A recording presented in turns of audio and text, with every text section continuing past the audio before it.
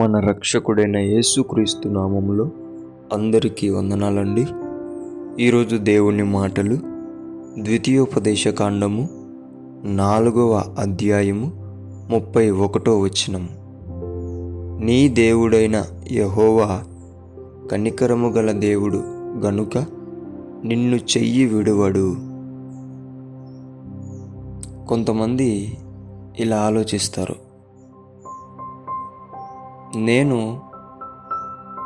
ఎన్నో తప్పులు చేశాను, దేవుణ్ణి తెలుసుకున్న తర్వాత కూడా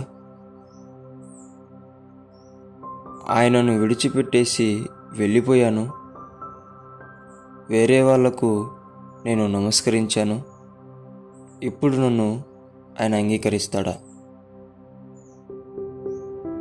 ఇంకొంతమంది, నేను ఆయనను తెలుసుకొని ఘోరమైన పాపం చేశాను, ఆయన నన్ను చెయ్యి విడిచిపెట్టేసింటాడు అని అనుకుంటారు. ఇంకొంతమంది, ఈ కష్టాలేంటి, ఈ బాధలేంటి, ఈ నిందలేంటి, ఈ బ్రతికేంది అని వారి వారి కష్టాలను, బాధలను, నిందలను బట్టి దేవుడు నా చేయి విడిచిపెట్టాడు, అందుకే ఈ కష్టాలు, బాధలు అని చెప్పేసి అనుకుంటారు.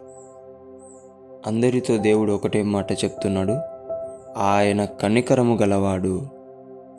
ఆయన ఒక్కసారి పట్టుకున్నాడంటే చెయ్యి విడిచిపెట్టే దేవుడు కాదు. నీ దేవుడైన యెహోవా కనికరము గలవాడు గనుక నీ చెయ్యి విడువడు. ప్రియమైన దేవుని బిడ్డలారా, మీకు వచ్చే బాధలు, కష్టాలు, నిందలు, అవమానాలు అన్నిటి కూడా ఆయన నిన్ను హెచ్చించడానికి అనుమతిస్తూ ఉంటాడు. నిన్ను ఉన్నత స్థితిలో పెట్టడానికి వాటిని అనుమతిస్తూ ఉంటాడు. ప్రియమైన దేవుని బిడ్డలారా, ఏదైనా ఇనుము కాల్చబడితే తప్ప మంచిగా మారలేదు. నీవు కూడా ఈ కష్టాల కొలిమిలో గనక పడ్డావంటే దేవుని చేతిలో ఉన్నట్టే. ఆయన ఉన్నాడు కాబట్టి ఆయన నిన్ను హెచ్చిస్తాడు, ఆయన నిన్ను నిలబెడతాడు, ఆయన నిన్ను జయించేవానిగా ఉంచుతాడు. నమ్మి విశ్వసించి చెయ్యి విడిచిపెట్టాడని నీవు కృంగిపోకుండా, నా చెయ్యి విడవకుండా పట్టుకున్నాడని ధైర్యం తెచ్చుకొని దేవుని కోసం నిలబడు.